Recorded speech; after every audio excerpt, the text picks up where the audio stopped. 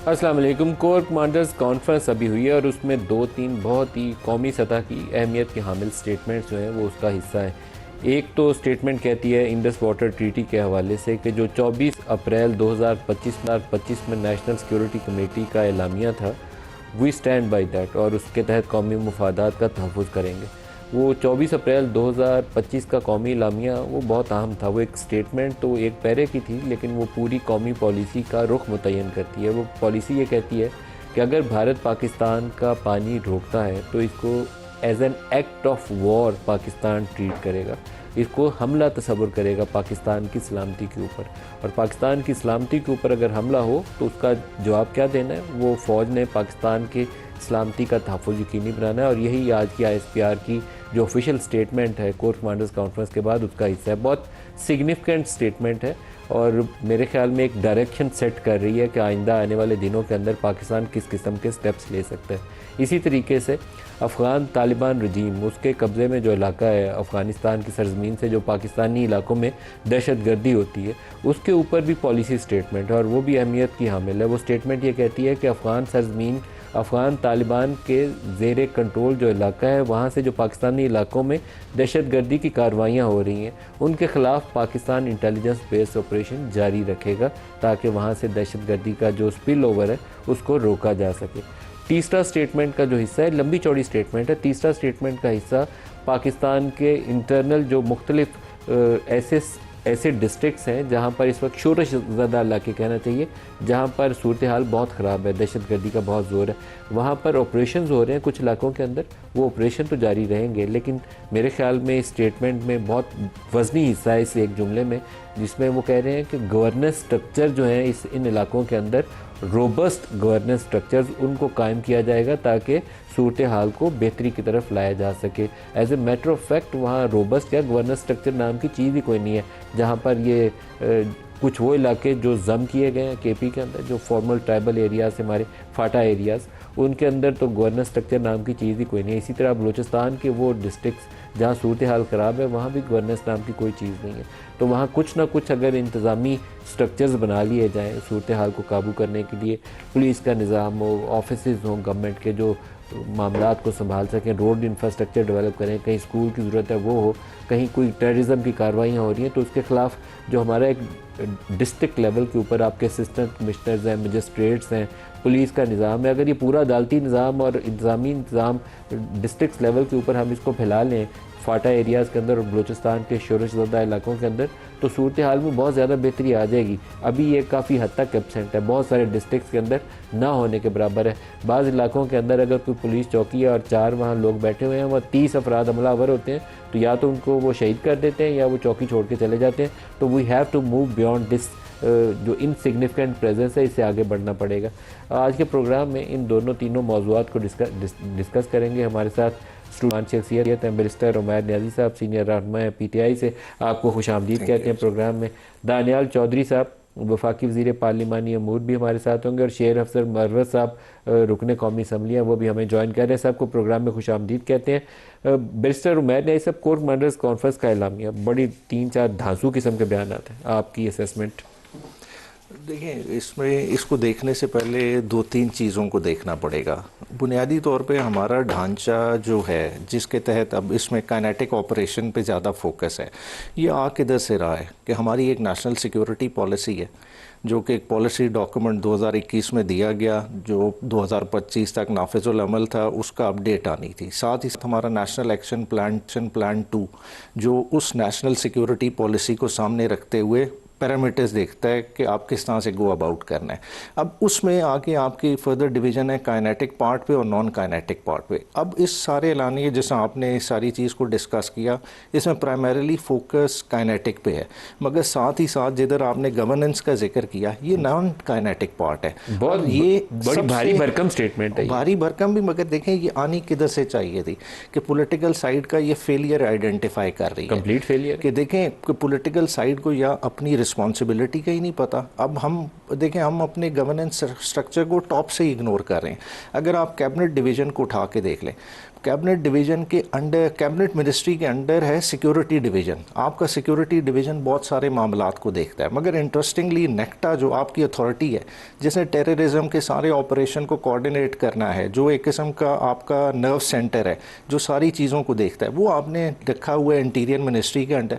तो prime minister की जब ओवरसाइट ही नहीं होगी एक चीज़ को, वो किस तरह से देखेगा? या तो प्राइम मिनिस्टर ने बलूचिस्तान को भूल गए हैं, केपी को भूल गए हैं, उनके लिए खाली इस्लामाबाद है, फिर तो समझ आती है कि नेक्टा जी इंटीरियर के अंडर दे दिया है। मगर अब बुनियादी तौर पे जब तक अपनी गवर्नेंस ठीक नहीं करेंगे, क्योंकि ये बड़ी बारीक बातें हैं, इसको हम कभी देखते ही नहीं है, सियासतदान ओवरलुक कर रहे हैं। मैं तो समझता हूँ कि तमाम सियासतदानों को एक दफ़ा अपने मुल्क की नेशनल सिक्योरिटी पॉलिसी पढ़ानी चाहिए।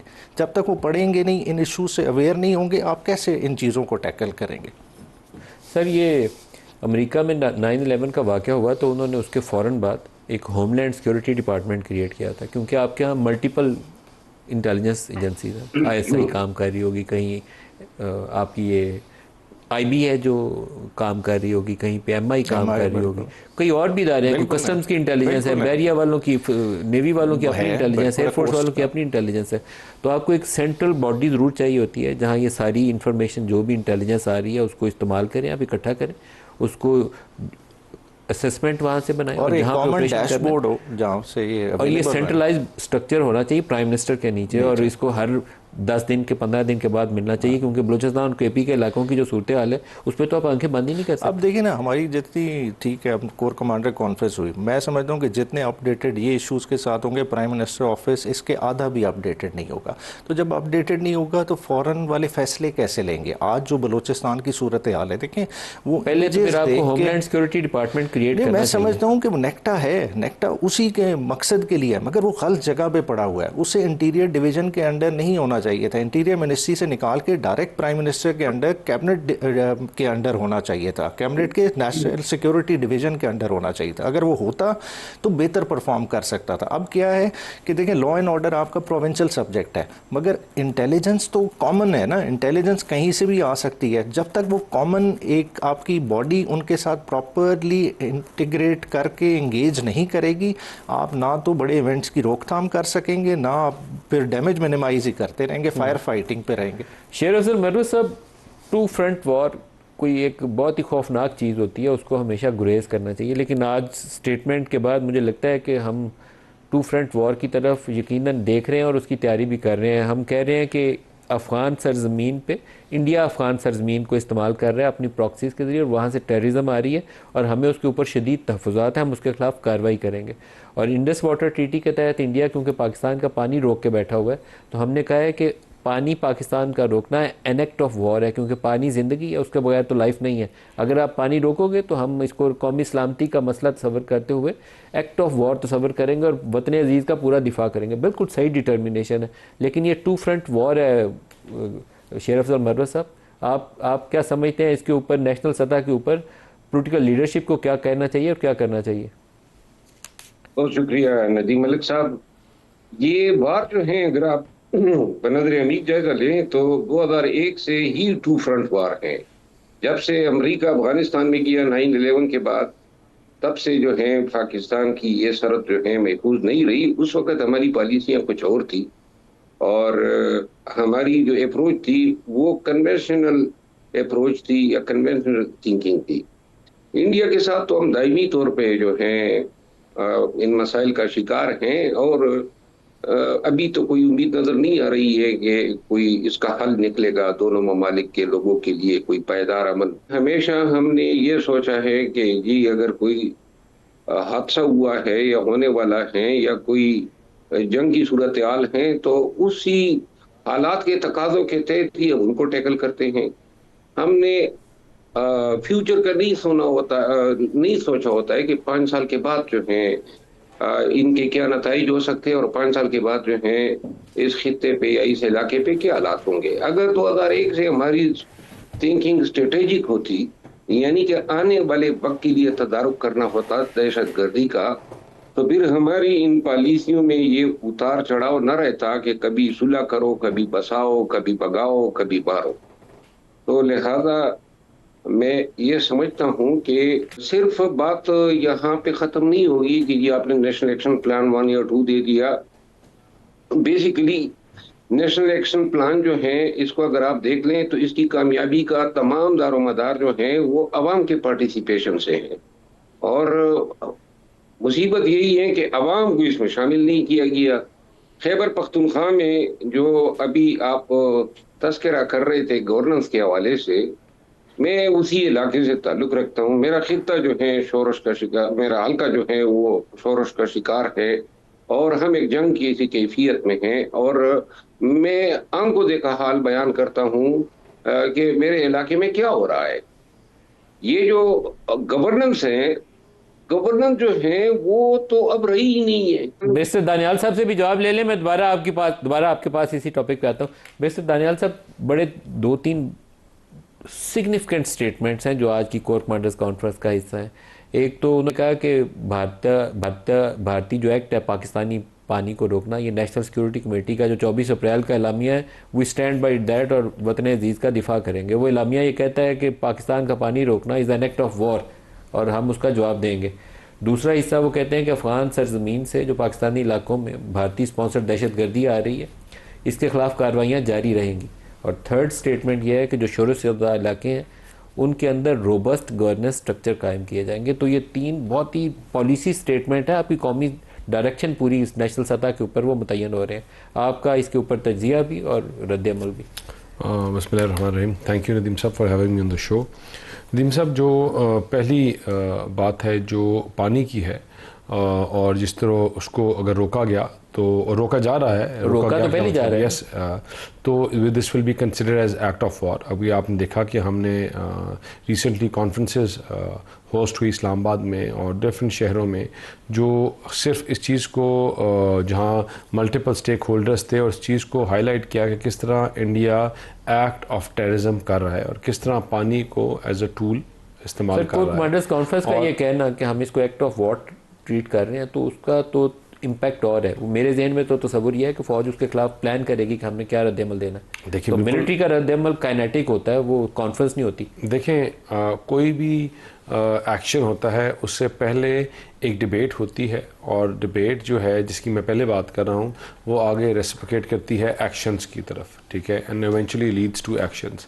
वो जो पहले कॉन्फ्रेंसेस चीज़ें हैं जिसमें चाइना का बड़ा रोल है, जिसमें पार्लियामान के लोगों का रोल है, जिसमें आपकी तमाम स्टेक होल्डर्स, तमाम पॉलिटिकल पार्टीज़ की मौजूदगी, उसमें आपके prime minister, deputy prime minister, तमाम पॉलिटिकल पार्टीज़, तमाम सूबों के हेड्स, तमाम चीफ मिनिस्टर्स, तमाम गवर्नर्स को ऑन बोर्ड होना और इस चीज़ में यक ज़ुबान कहना कि ये दहशतगर्दी का जो एक नया चेहरा है, न्यू वे ऑफ अटैकिंग, इसके ऊपर हमें जवाब देना चाहिए। मिस्टर दानियाल साहब, इससे मैं ये तस्वर करूँ कि पाकिस्तान कौमी सतह के ऊपर फ़ौज भी और हुकूमत भी वो असेस कर रहे हैं कि हमने मिलिटरीली इसको कैसे रिस्पॉन्ड करना है। देखें, मिलिटरीली कैसे रिस्पॉन्ड करना है, और मिलिट्री के पीछे तमाम पॉलिटिकल पार्टीज, इसमें तो शक ही कोई नहीं है, पूरी कौम खड़ी होगी, कौम पूरी खड़ी है। हमारा पानी रोकेंगे तो हम इस पे कहेंगे कि ना लड़ो, हम तो कहेंगे कि लड़ो। बिल्कुल बिल्कुल। तो इसमें अक्रॉस द बोर्ड एक ही आपकी पॉलिसी है।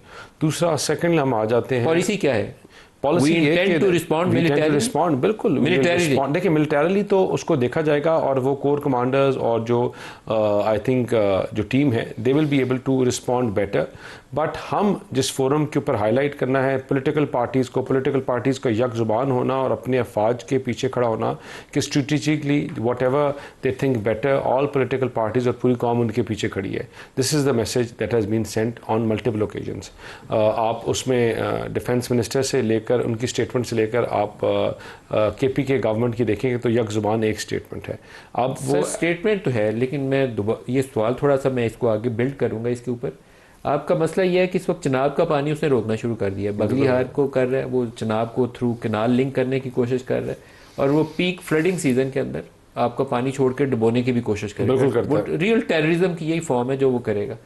तो आप जब कहते हैं कि हम प्लान कर रहे हैं कि हम अपना जवाब देंगे और फौज भी कहती है हम जवाब देंगे, तो उस जवाब की नौयत क्या होगी? देखें, कोई भी स्ट्रैटेजी होती है, पहले अगर आपके मैं इस चीज़ के ऊपर बात करूं कि देखें, अगर जो भारत कर रहा है वो बल्कि we had the water commissioner recently and guide us and tell us all about it, तो पता चला कि अगर 1 लाख क्यूसेक पानी आता था तो आज भी 1 लाख से शायद 5,000-7,000 ज़्यादा आ रहा है। लेकिन होता क्या है कि जो पूरे साल में आता था अब वो 1.5 महीने में आ रहा है।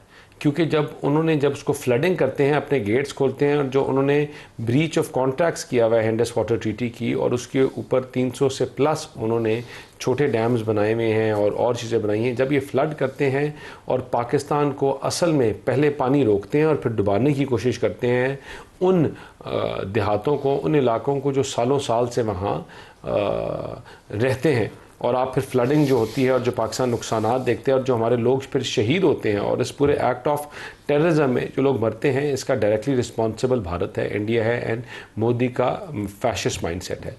अब कोई भी चीज़ का, किसी भी चीज़ का ऐसी मिलिटरीली रिस्पॉन्ड करना या उसकी स्ट्रैटेजी को डिस्क्लोज करना, आई थिंक कि this is not part of any arm forces की अपनी स्ट्रैटेजी अपनी को सामने लेकर आए। देखिए,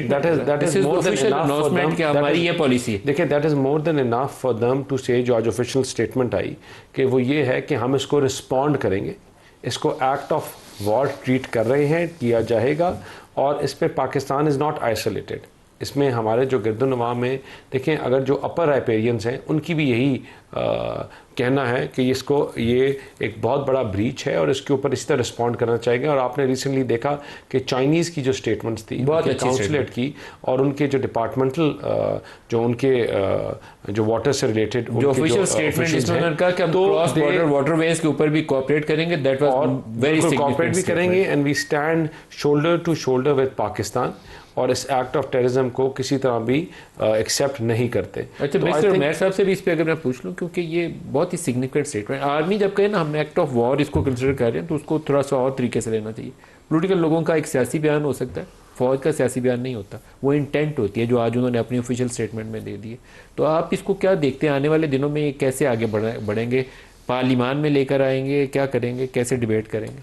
देखिए, एक्ट ऑफ वॉर कंसिडर किया जा सकता है, बिल्कुल एज एन ऑप्शन होता है, मगर जब भी जहाँ भी हम काइनेटिक की बात करें, that is always a matter of last resort. आपकी वो कभी भी फर्स्ट ऑप्शन नहीं होती। मगर इस वक्त इस स्टेज पे इस क्लैरिटी के साथ ये कहना, तो उसके पीछे ज़ाहिरी बात है कुछ ना कुछ और मुहर्रिकात ज़रूर होंगे। और पाकिस्तान अगर इतना एग्रेसिवली पुश कर, अगर हम आज इस स्टेज पे पहुंच गए हैं, ऑफिस से हो चुकी, आज इस स्टेज पे पहुंच गए हैं और इतनी शिद्दत से एक पॉलिसी स्टेटमेंट आ रहा है, तो इसका मतलब ऑफिस वाला स्टेप हो चुका है। अभी मगर ये जो इस एग्रेसिव स्टेज पे पहुंचने का मतलब है कि हमने एक माइंड बना लिया है, तो गवर्नमेंट ज़ाहिरी बात है उस पर क्लैरिफाई ज़्यादा बेहतर पोजीशन दे सकेगी कि ज़ाहिरी बात है कि उस चीज़ के पीछे तो खड़े होंगे अगर ये स्टेटमेंट आमतौर पर ऐसे मौके के ऊपर आप कुछ वर्ल्ड कैपिटल्स को भी इंगेज करते हैं, तो आई होप के बैरिस्टर साहब उस चीज़ को आइडेंटिफाई करें। बाकी देखें, क्योंकि डिप्लोमेसी की हम क्लेम करते हैं हम पीक पे हैं, अगर हम डिप्लोमेसी खेल रहे हैं, अक्रॉस द बॉर्डर खेल रहे हैं, तो ये डिप्लोमेसी आया हमारी इन मामलात के लिए क्यों नहीं है? क्योंकि ख़ुद आप देख लेना कि अगर at the end of the day अगर दोनों मुल्क इस चीज़ पे लड़ाई पे चले जाते हैं, फ़ायदा किसका होगा? बात है एक दूसरे के इंफ्रास्ट्रक्चर को ही डैमेज करेंगे ना। पानी तो आपको चाहिए, अगर वो पानी रोकता है तो आपको एक्ट तो करना पड़ेगा, आज करें चाहे बाद में करें, लेकिन यू हैव टू एक्ट। के लिए हमें क्रॉसपॉन्डिंग अपने भी तो शूज़ को पुल करना पड़ेगा ना, कि आया हमने इस बजट में अपने वाटर रिसोर्सेज के लिए कितना पैसा रखा है? क्या हम चनाब पे आज भी बराज बनाने की सोच रहे हैं? ठीक है, उसने रोक लिया पानी, आपकी नेचुरल साइट चिन्योट के मकाम पे मौजूद है, मगर आपने तो उस पर काम करने की कोशिश ही नहीं कर रहे। फिर बात है कि जो अभी आपको फिर पता है कि इस दफ़ा फिर सतलज में सुपर फ्लड आएगा, जिस तरह के हालात इंडिया ने पहले किए हैं, उसके लिए NDMA बाकी डिपार्टमेंट्स हम क्या कर रहे हैं? मतलब कुछ है कि ये तो डायरेक्ट हमारा इंडिया के साथ है, मगर हमारे इंटरनल मसले मसाइल बहुत हैं, हमारी अपनी पुअर वाटर मैनेजमेंट है, उसके लिए गवर्नमेंट ऑफ द डे को भी बहुत कुछ बताना पड़ेगा। एक मैं इस पे खाली अगर एक चीज़ ना कहूँ कि I think it's not poor management. देखें, क्योंकि हमसे पहले इनकी जमात थे और इनसे पहले पीपल्स पार्टी की थी, एंड इट हैज़ कंटिन्यूड, और जो लॉ इन्फोर्सिंग एजेंसीज थे वो हमेशा ऑन बोर्ड रहे। It is just that Pakistan has always tried to follow and the commitments that it has made in prior years, और जो इंडस वाटर ट्रीटी का जो कमिटमेंट्स थी, हमने हमेशा इस रीजन में और अपने आप को एज अ चीज़ों को इंस्टिगेट करने वाला रोल नहीं किया, और हमने जो कमिटमेंट्स की थी हम उसको फॉलो कर रहे थे। इंस्टिगेट करे बगैर भी आपको वाटर स्टोरेजेस तो डेवलप करनी चाहिए थी ना, उसमें हमारी फेलियर है, हमने वाटर स्टोरेजेस नहीं डेवलप की। ब्रेक लेने हमारे साथ रहेगा।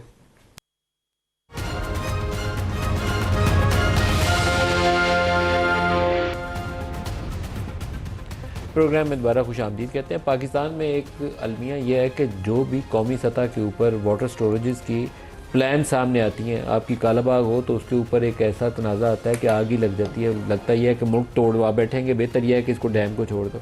5 नहरों का मनसूबा आया, उसके ऊपर लड़ाई शुरू होगी। जनाब के ऊपर स्टोरेजेस के ऊपर इतनी सियासत हो रही है जिसको हम अवॉइड करते हैं अक्सर औक़ात, ताकि मज़ीद इस पर दालंगेज़ी ना हो। हर एक बंदा अपनी सियासत के ऊपर खेलने की पूरी कोशिश कर रहा है। मोहसिन लगारी साहब हमें ज्वाइन कर रहे हैं। मोहसिन साहब बहुत शुक्रिया, आप हमें ज्वाइन कर रहे हैं। सर, आज एक इंडस वाटर ट्रीटी के हवाले से कोर कमांडर्स कॉन्फ्रेंस का एलामिया है, जिसको कहते हैं कि हम इसको, जो नेशनल सिक्योरिटी कमेटी ने कहा था कि N act of war deal करेंगे इसको और पूरी जोर लगाएंगे कौमी मुफादात के तहफ़्फ़ुज़ का। तो बड़ा सख्त बयान है। जनाब के ऊपर हम एक स्टोरेज बनाने की पोजीशन में नहीं है। इंडिया जो कुछ कर रहा है वो बगलीहाट डैम बना के और दूसरी चीज़ों के साथ जनाब का पानी का रुख मोड़ने की कोशिश कर रहे हैं। करें क्या, हम क्या करना चाहिए? मलिक साहब, एक तो थोड़ा सा इसको समझने की ज़रूरत यह है कि हमें इसको बिग पिक्चर को देखने की ज़रूरत है। पाकिस्तान और इंडिया दोनों के अपने सीरियस वाटर के इश्यूज हैं और हम दोनों एक दूसरे को ब्लेम करके इसमें से निकलने की कोशिश करते हैं। इंडिया के जो पानी के इश्यूज हैं वो इंडस वाटर ट्रीटी की वजह से नहीं है। अगर वहाँ पे यमुना और सतलुज की लिंक कनाल बननी है तो वो पंजाब और हरियाणा का उनका मसला है, जिसका इंडस वाटर ट्रीटी के दरियाओं के साथ कोई ताल्लुक नहीं है। उनका अगर कर्नाटका और तमिलनाडु का इशू है तो वो नीचे साउथ में जाके है, उसका उन दरियाओं के साथ ही कोई ताल्लुक नहीं है जो इंडस बेसिन के दरिया हैं।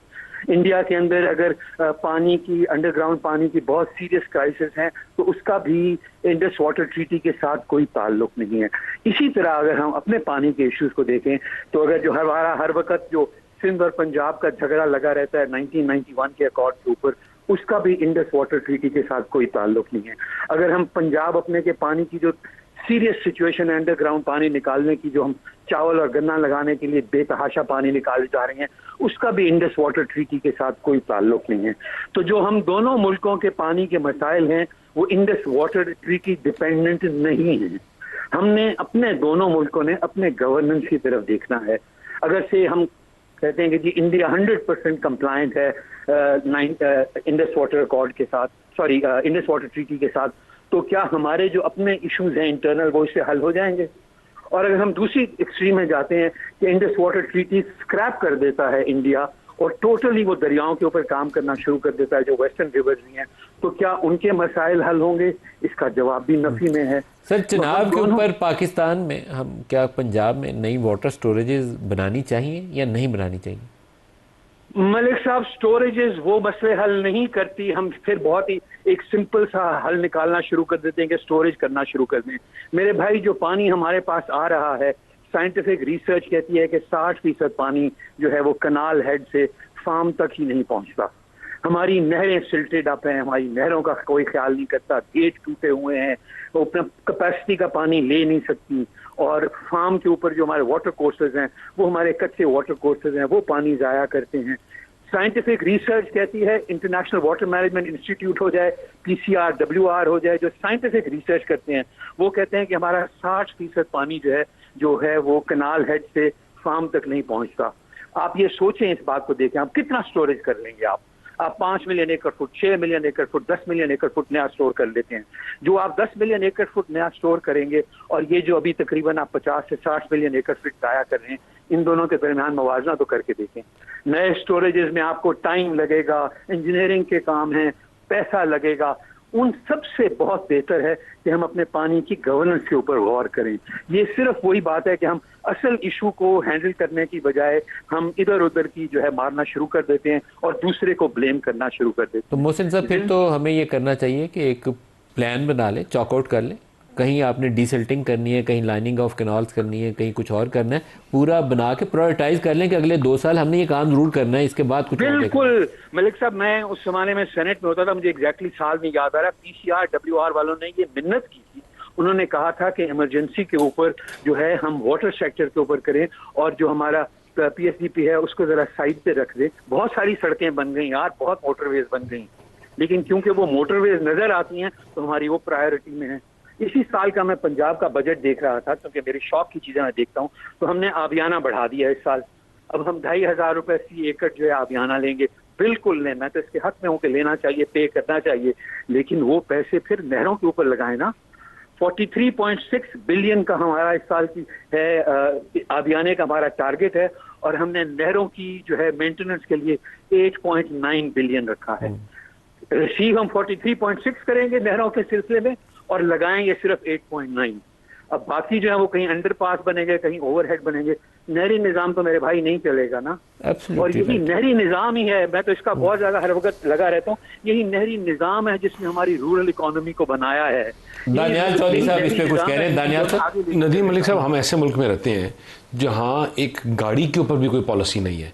हर साल एक नया फाइनेंस मिनिस्टर या पिछले साल एक नया फाइनेंस मिनिस्टर एक नई पॉलिसी लेके आता है और पिछले साल की पॉलिसी को रद्द कर लेता है।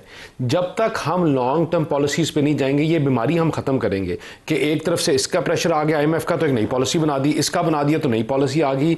बाज़ स्टेट पॉलिसीज़ होती हैं, जो हमारी पॉलिसी है उसमें तमाम स्टेक होल्डर्स उनको जिस तरह मर्जी बैठेंगे, एक पेज के ऊपर आएंगे और वो पॉलिसी डिसाइड होगी। वो PTI की हुकूमत अगली आए, वो पीपल्स पार्टी की आए, वो नदीम मलिक की आए या काफ की आए या बे की आए, पॉलिसी वाटर पॉलिसी वो चलेगी। ये तो कोई तरीकाकार ही कोई नहीं है। इस तरह तो एक घर नहीं चढ़ता कि हर दफ़ा नई बीवी आएगी तो नया एक सिस्टम चलाने शुरू कर दे, या नई मेड आएगी तो नया सिस्टम शुरू कर दे। तो आपकी एक कंटिन्यूटी ऑफ पॉलिसी जो है ना, आपकी पूरी दुनिया में होता है। प्राइम मिनिस्टर्स हेड्स चेंज होते हैं, नीचे लोग चेंज होते हैं, स्टेट पॉलिसीज होती हैं और वो तो ट्रेल फॉलो हो रही लोग होती है। अपनी पॉलिसी मेकर्स जो है ना, अपनी नाकामी का आप इतराफ कर रहे हैं ना। नहीं, अपनी नाकामी पंजाब में आप मुसलसल हुकूमत में बैठे हुए हैं, ये KP में मुसलसल हुकूमत में बैठे हुए हैं, तमाम स्टेक होल्डर्स देखें, तमाम स्टेक होल्डर्स को ऑन बोर्ड आना पड़ेगा एक पेज के ऊपर और अपने ग्रीवियंसेस को निकालें, साइड पे रखें, एक पॉलिसी जिसके ऊपर आप अग्री कर सकते हैं वो पॉलिसी आप रख दें। उसके बाद चाहे जो पार्टी है उस पॉलिसी को फॉलो करें। आपने किसके ऊपर 9 मई के अंदर करना है, किसको NRO देना है, किसको आपने किस केस में बंद करना है, वो चलता रहे, लेकिन एक चीज के ऊपर कोई यूनिफाइड पॉलिसी आए यार। देखें, मोहसिन भाई ने बड़ी एक अच्छी बात की, मगर देखें सारी चीज़ें को जोड़ना पड़ता है। देखें, वो एक बात करें पर्सपेक्टिव से, एक नहरी इलाके के पर्सपेक्टिव, जहाँ नहर है, ऑलरेडी पानी है और वो कह रहे हैं पानी की वेस्टेज हो रही है। पाकिस्तान का बहुत सारा इलाका ऐसा है कि जो कि कल्टीवेट हो सकता है, मगर वहाँ पानी की दस्तरस नहीं है। आप पानी के रिजर्वॉयर बढ़ाने की क्यों बात कर रहे हैं? हम चाह रहे हैं कि हमारे जो रेगिस्तान है वो फर्टाइल है, वो भी आबाद होने चाहिए, उधर के लोगों का भी हक है। खाली वही इलाके जिन्हें गोरा नवाज गया है वही काबिल कास्ट रहेंगे क्या? दूसरे बरानी इलाकों का कोई हक नहीं। हमारा पूरा पोटवार ऐसे पड़ा हुआ है जो कि फर्टिलाइज क्या कल्टीवेट हो सकता है, खाली छोटे छोटे डैम्स की ज़रूरत है, तो उनको भी हम नज़रअंदाज नहीं कर सकते। ये मिक्स एंड मैच एक पॉलिसी अपनानी पड़ेगी और इन डैम्स की कोई इतनी बड़ी कॉस्ट भी नहीं है। ये छोटे छोटे डैम्स बनाएं, आपका क्या होगा, आपका पोटवार पूरा एक फ्रूट बास्केट बन सकता है, बड़े आराम से पूरी की पूरी शेप चेंज हो सकती है। वाटर सेक्टर डेवलपमेंट के ऊपर एक नेशनल प्लान डालें, आपको वर्ल्ड बैंक, KDB वगैरह से इस पर फंडिंग भी मिल जाएगी। आप प्लान तो बनाएं पहले, हम तो प्लान ही नहीं बना रहे, लड़ाई नहीं खत्म, प्लान मगर प्लान से पहले वाली पॉलिसीज़ को रिव्यू भी तो करें। देखें, आपकी ये सारे इरिगेशन डिपार्टमेंट स्प्रिंकलर्स की स्कीम नहीं देता, खाले पक्के की स्कीमें नहीं देता, लोगों ने 20% जमा करा के 10-10 लाख रुपया का कर्जे नहीं लिए, ग्रांट्स नहीं लिए। देखें वो किधर गया है। बात है ये सारी चीज़ें, ये मैं आपको बताऊं भाई साहब, ये सारा कुछ है, लेकिन मैं बात कर रहा हूं यूनिफाइड पॉलिसी फिर भी कोई नहीं है ना। आपके डैम्स बना के दे दिए, इरिगेशन का सिस्टम लगा के दे दिया, ऑलिव्स लगा के दे दिए, but what is the unified policy? हम क्या पॉलिसी देखें ना, बच्चा पैदा हुआ तो माँ और बाप की यूनिफाइड पॉलिसी है कि इसको मैंने बेस्ट यूनिवर्सिटी। मोहसिन साहब जी बताइए, मतलब what unified policy we have ना। एक मिनट, मेरे ये जो भाई सारे बैठे हैं ये शायद इसको इतना क्लोजली फॉलो नहीं करते जितना मेरा ये एक शौक और पैशन की चीज है जिसको मैं देखता हूँ। हमारी पॉलिसी है 2018 की, हमारी नेशनल वाटर पॉलिसी है।